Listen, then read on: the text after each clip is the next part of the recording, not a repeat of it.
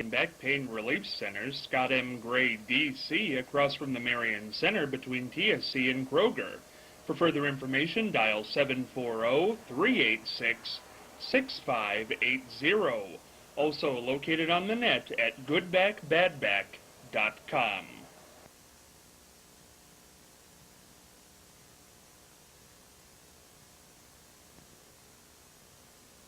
Marion Blue Racers football. Feel the heat, feel the excitement, the best fan experience going in Marion today.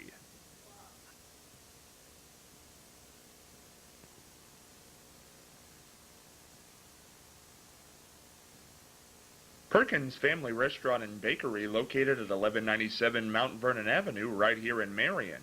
Open Monday through Saturday, 6 a.m. to 9 p.m., and Sunday, 7 a.m. to 9 p.m. Hey, stop into Perkins and take a look at the newly remodeled dining room. Perfect for that family get-together or that intimate get-together with friends. And hey, while you're there, check out the delicious items in the bakery. Perfect for all those Thanksgiving needs, as well as any pie, cookie, or muffin add-on to any meal. Also, check out the Get Crackin' and Biscuit Bake menus. Perkins Family Restaurant and Bakery, a family tradition in Marion for well over 30 years. From our family to yours. Hey, stop on by.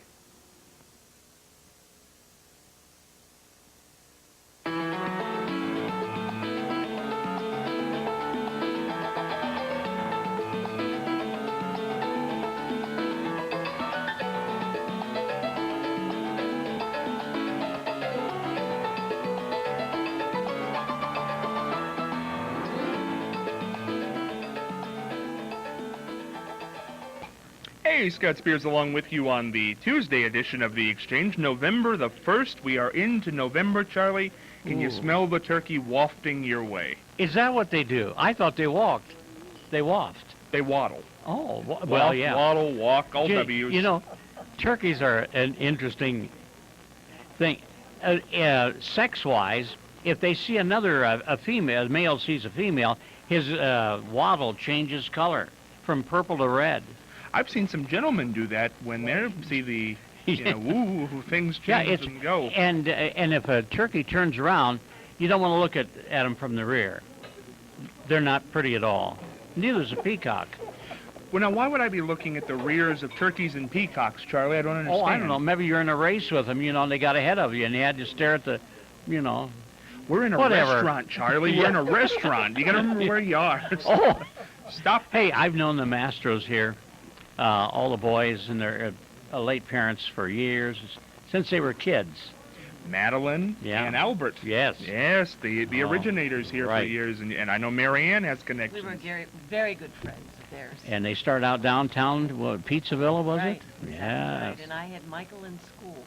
Oh, really? Yes. Oh. Really, Marianne? I'm giving away my age, aren't I? Do you want to tell the year? No. No, just skip it. We'll move on. But we do want to let everybody know, if you didn't tune in yesterday, this is our start of 4 weeks at Perkins. Every Wednesday night from 5 to 8 p.m. we'll be here at Perkins Family Restaurant, broadcasting the exchange. Come in, get a great meal. You're buying next week? No, Charlie. You got deep pockets.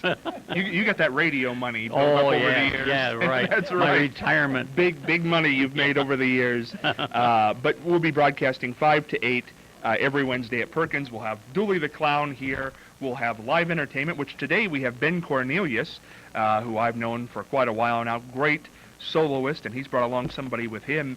And they're going to perform during today's program and Friday's program. So there's all kinds of stuff going on here.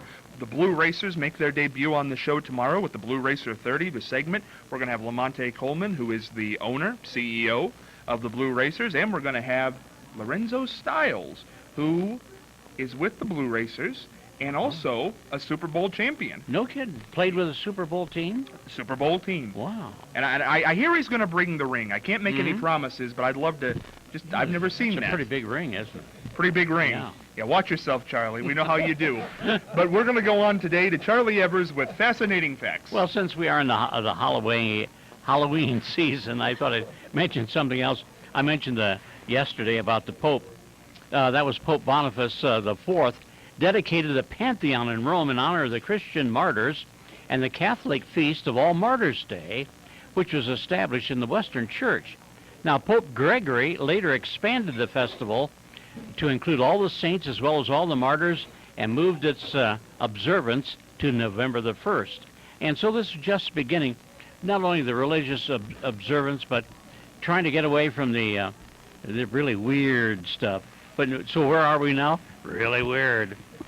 I mean, the weirder the better. Charlie, I wish I could have paid attention to what you... But Mary Ann got Jimmy legs over here during that thing, and I didn't know what she was doing. Oh. I thought she was going for my wallet or something over here. I didn't know what were you doing, Mary Ann? I'm trying to... I was being surreptitiously, but it didn't happen, I guess. But I was trying to get my chair closer to the table. Oh, okay. No, I understand. I didn't know what you were doing. Things started to move around here. I didn't know what was going... Yeah, I didn't know either. Right stuck here between I hope I Billy wasn't and on camera, was I? We got that on camera? Oh, No, we didn't get that. Oh, you got a drop here, so... Yeah, we got a little dropping over the front, so we don't know what was going on with Mary Ann. Mary Ann, though, I got a question because you were away on business yesterday. Dr. Scott Gray was in here, and he told us, gave us the big announcement, his wife is pregnant with their first child. Oh, that's wonderful. Congratulations. And I thought of all days not to have a woman on the panel because he also announced that they're going to do home birth with a midwife. Wow. Yeah. Now here's... I mean, that is unusual. Hey, we ought to go out there and have a party at that. Maybe we can tape the make show a- around that. Make a That's big really thing out of it. Yeah. You can be, yeah, Dooley could just catch it like a football on the way out. And they're going to find out the sex. We got a lot of interesting information. Oh, yes. But I wanted to ask you, Mary Ann, because obviously we were all males yesterday on the show. What a day to have all males. You have a son, so at some, you were in that position. Obviously. Would you have, well, I mean, could have been adopted. I want to spread it, there are ways now that doesn't have to happen. But would you have ever dreamed of doing a home birth? No, absolutely not. Now, explain to the people, as tactfully as I know you will do, about the pain. Oh, it's very painful. Very painful. But you know something? You forget it. I can't remember it. I really can't. Because, I mean, it's very painful, but it's over, and you've got a wonderful son or daughter, and you Oh, I forget thought it. you were talking about a colostomy. Or, I mean, We're in a restaurant, Charlie. We're going to have to cut his mic before the show's over with. Holy mackerel. No, it is. It's painful, but you expect it to be, and I'll tell you what, I can handle pain. I've handled pain before. And it's... Did you have drugs during this? No, absolutely None? No. No epidural or No. Painkillers? No. Or somebody with... No, it was purely natural. You did natural? How long did it take? Oh, that's been so long ago. I can't remember that. I don't think it I took think that'd be something very I'd long. remember. I don't think it took very long. Really? Yeah. Some people have births that go on for days. And I think at some point you would have to ask for the... Well, but I guess I was very fortunate. Yeah, Because well... I didn't, and I had to, I often think of the lady that I had... had problems afterwards. Yeah. But The year I was that's- born, yeah. some lady in Canada had the Dion quintuplets. They Who were are- born in 34. Who are the Dion quintuplets? Well, someday you'll read about it. It'd be hard to explain, but they were the rage. so they were. You wanna it was talk- so There were unusual. dolls and toys. Yes. No, it, Dion quintuplets. you want to Yeah. talk about colostomies and turkey behind, but you won't tell me about the Dion quintuplets. Well, they were related to Celine Dion. Were they? Yeah, she's one of the tribe, yeah. And she's not one of the quintuplets, No. but they're all related, yeah. D-I-O-N. We once had a preacher in Marion that was related to them. Really? What Yeah. was his name? Dion. Charlie, what was the gentleman's first name? I don't remember. He was pastor of the church. They call it the Rooster Church up here on Church Street. Yeah. Has a rooster out in front of it. That's a German And we symbol. don't know what the man's name was. No. But he was part of the Dion quintuplets. Yeah, he was Well, that's related. interesting. And Yeah. and that would have been 1930s. 34. 1934. That's very interesting. Now, I do want to get cracking today because we have a lot to talk about, and we didn't get a chance to talk about it yesterday, but this happened. I mean, you're talking about major news stories. You're talking about the end of the reign of Colonel Gaddafi, really stopped with a nail I mean that in hyperbole, but really a nail to the casket is what it turned out to be, as he was uncovered and killed pretty well. I mean, there you go. Charlie, obviously an evil, evil, evil man, no doubt about that. But when you heard of this, after all these months had passed, honestly, I thought he was gone. I thought he'd fled. Oh. Well, he had so many tunnels, he got away for quite a long time. But I suppose his face will be the subject of Halloween masks next year. Probably. Yeah, he's the patron saint, you might say now, of Halloween. I mean, that gruesome death he had. Well, we're going to talk about that in a second. But Marianne, when you heard that Gaddafi, once again, did you believe he was still there all these months later? I mean, I thought he had fled much like the Egyptian leader. No, I thought that he had too much, he planned for this, I'm sure. He planned, when all of this uproar was happening, he had a plan how he was going to get away. But it wasn't successful, obviously. But they gave him an attempt to flee back before NATO got involved. They gave him a chance, and they also, I mean, he had a chance when they attacked his palace. I mean, he wasn't there. I mean, he'd already fled. Why didn't he leave Libya altogether at that point? I mean, he had to know he was on the ropes. Well, he said himself he would be a martyr. He didn't care if he would be a martyr. But I think he was so wrapped up in himself and thinking that nothing would ever happen to him, that it was impossible to think that somebody would kill him. I think that was his attitude. Marianne, though, I think that saying, we talked about it a few weeks ago when we had the atheist from Columbus on. There are no atheists in foxholes. He might have believed that he would have been a martyr, and he might have believed all those things. But when the chips are down, those videos, he was surrendering. I mean, he didn't want to be killed. No, he didn't. In fact, didn't he call out? Oh, yeah, he said, I surrender, I Yes, surrender. Right, and so you could say he was assassinated because that's he exactly was. what it was. He was. And that's the point I want to get back to with Charlie, and I'm going to let Dooley in on this one. Boy, Charlie, you talked about the pictures there, and first of all, let's preface this whole thing. Evil, evil man did evil things to people. Certainly not a nice guy. World's better that he's gone. But should the media have shown those pictures? Some were very gruesome. Very gruesome. I mean, he was stripped pretty well nude. He was put on the hood of a truck and tied on there and driven around, bleeding the whole time. He was beaten up by these people. Should the media have shown that? Oh, yeah, I think so. Really? Oh, yeah, well, look what they show about Halloween. I mean, we can't be gruesome enough in Halloween. But of course, he was a live person. It's not reality. Well, whatever they did to him, he deserved every inch of it. Oh, he deserved it. Can you imagine how many lives, how many people he brutally killed, tortured? He deserved it. Listen. He deserved it. But the Lockerbie airline crash. Do you remember 9/11 when they just kept showing the plane hitting the building? But they didn't show people jumping out of the windows. That's right, because that's too gruesome. Yeah. But they showed this up close and personal in your face. A precedent was set with this Gaddafi thing. Well, I think weren't those Libyans that did that? To Gaddafi? Yes. Oh, yeah. I mean, it wasn't our media, because they usually His say... own people, it was. They usually do a disclaimer. If something is going to be terrible to look at, they will disclaim it and say, you may not want to watch this, or... And you know what that does? You're makes sure to you- watch. You're sure to watch. Yeah. Yeah, but this is the point, Marianne, of that's what I'm saying. At some point, it was from Al Jazeera. Yeah. But at some point, CNN, Fox News, MSNBC, all the nightly newscasts had the option to air that or not. Yes, that's true. And they said yes. I think that was the precedent.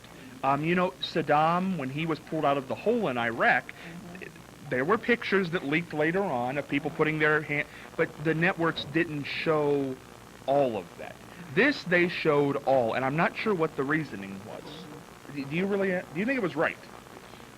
I really haven't thought that much about it, Scott, so It was a listener draw, a viewer draw. Well, it was. Yeah. It was publicity. Sure. I mean, it wasn't going to make him any less dead or any more beat up. You can imagine the millions that said he got what he deserved. He did get what he deserved. Yeah. I don't want to say I'm arguing the fact that he didn't get what he deserved. Dooley, what do you think? I'm more in favor of privacy, but we are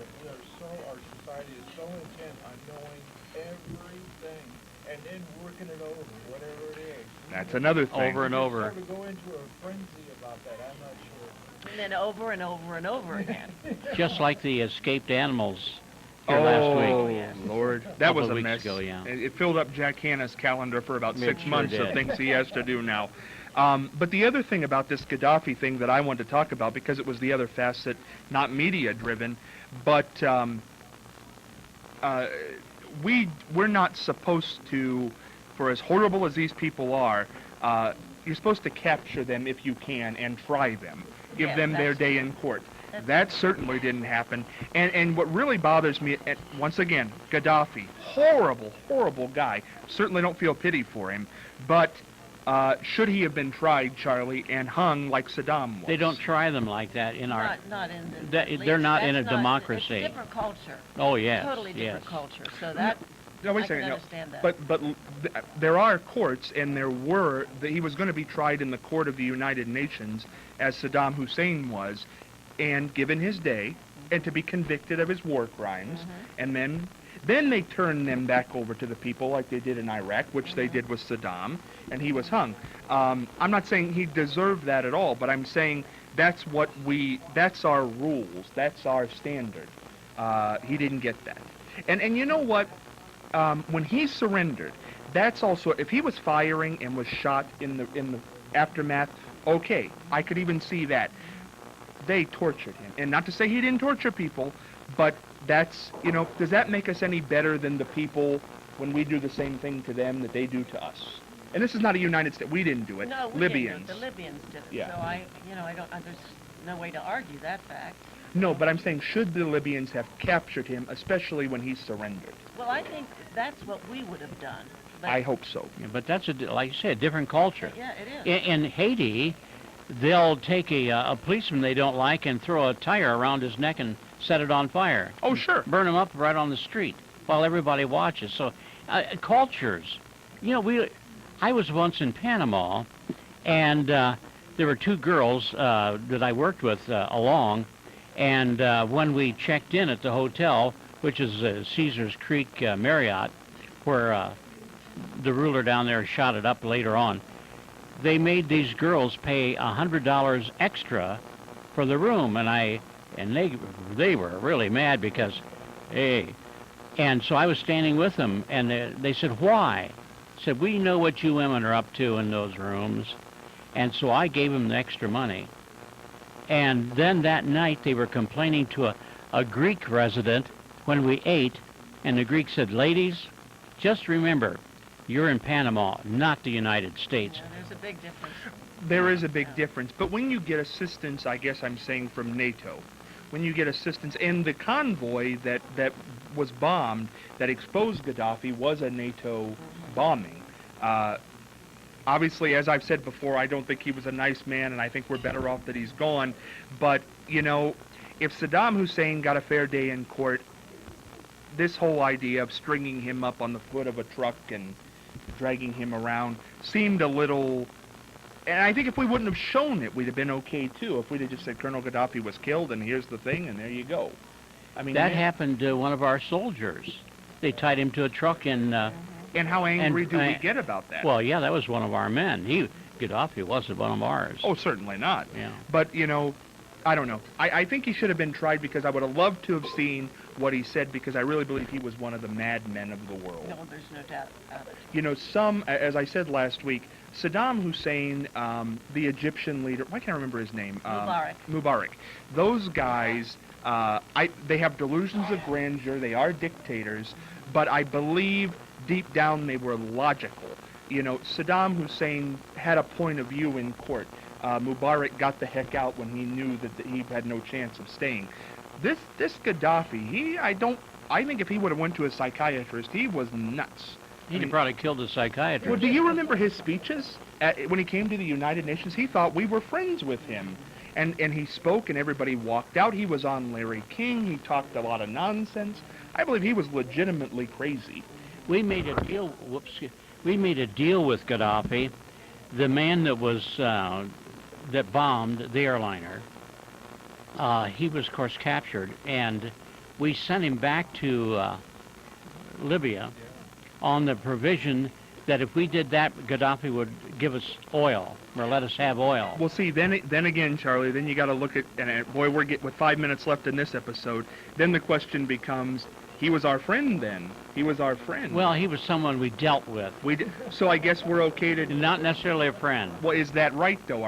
Is it okay to deal with terrible, horrible If people? you want oil, you'll do most anything. And that's right. There you go, Charlie. Absolutely. Dooley, wrap us up on this subject. Oh, my goodness. How do you wrap this one up? Should he have been tried in court? According to our culture, of course, but not in theirs. And there you go. Besides, we had to have some proof. Yeah, we absolutely We still did. wonder if there's proof on the other guy being killed. I don't. That's a deep conversation. I don't lose any sleep over Gaddafi being gone, but I wish he would have been, because I don't think he would have been treated well in prison either. Just wasn't a nice guy. With 5 minutes left, we have another live performance here, as we are coming from Perkins this week. Spice it up a little bit from a good friend of mine, Ben Cornelius. He's brought somebody along with him. I want Ben to say the name of the group and the type of songs they perform, and then go into an original number that they've brought in especially for the exchange today. Ben, go ahead. Yes, this is my associate, Corey Brown. Today we're the keynote speakers, and the song we're going to perform for you is called A Long Way to Go. So without any further ado, 1, 2, 3.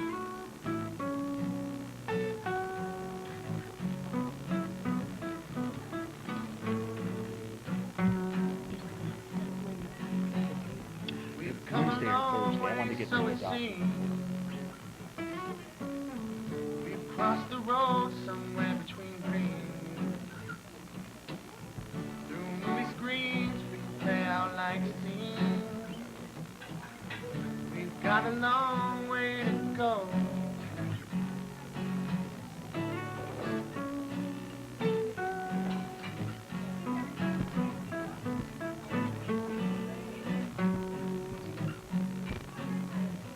We've climbed the mountain to its peak, remaining conscious with no heat. Thousands of miles put on my feet. We've got a long way to go, and I got no money anymore. Got no time to afford. I'm just a tramp on the highway, crossing your byway, looking for more. And I don't think I'm gonna find what I've been looking for.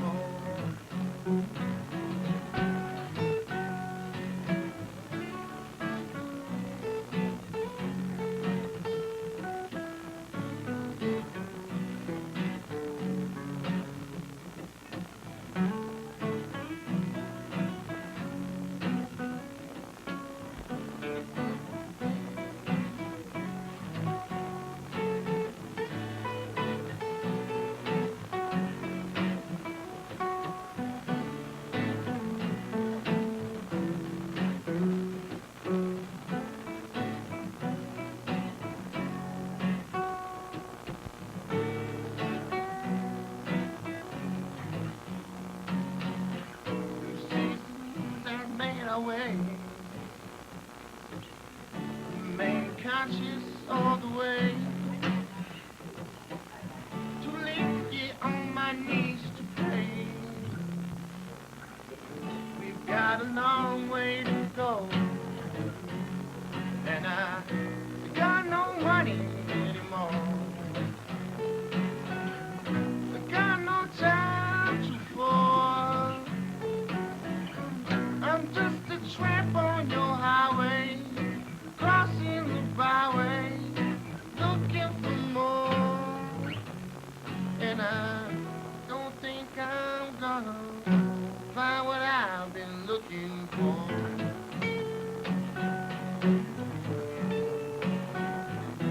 Don't think I'm gonna find what I've been looking for. Hey, very nice. Thank you, Ben, and Ben will be back along with his associate, as he said, with the keynote speakers on Friday's episode of The Exchange, so don't go anywhere. Blue Racers 30, first segment with the Marianne Blue Racers, comes up tomorrow. Marianne, send us out today with the words of wisdom. Oh, all right. Anise Nin is a French novelist and a poet, and this is what she says about risking. Risk nothing, risk everything. She says this, and the day came when the risk to remain in a tight bud was more painful than the risk it took to blossom. So you have to take risks in life. I might have said that before. I might have used that words of wisdom before, but I like that. It was good the second time around, too, Marianne. We'll be back with the Blue Racer 30 tomorrow. See you later.